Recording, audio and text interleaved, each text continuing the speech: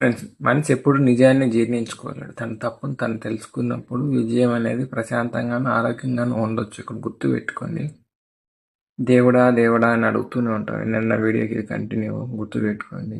మీరు రూపాయి టెంకాయ కొట్టేసి, టెంకాయ అనే సంగతి దేవునికి తెలియదు, రూపాయి అనే సంగతి దేవునికి తెలియదు. నువ్వు పూజ చేసినందుకు మాత్రానికి దేవునికి తెలియదు. గుర్తుపెట్టుకో.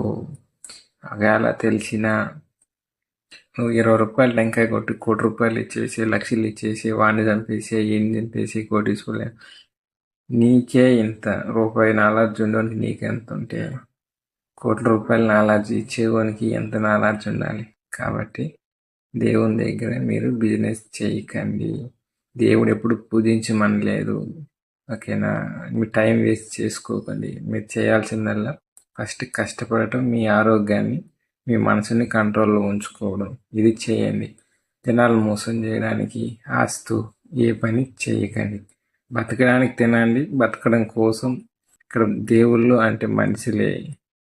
ఇక్కడ ప్రాబ్లమ్స్ మనుషులు క్రియేట్ చేసుకుంటారు. కాబట్టి ఇతరులు నీకు ఏదైతే చేసి నువ్వు ఇబ్బందిని ఫీల్ అవుతావో అది నువ్వు చేయకు. ఇది వాస్తవం.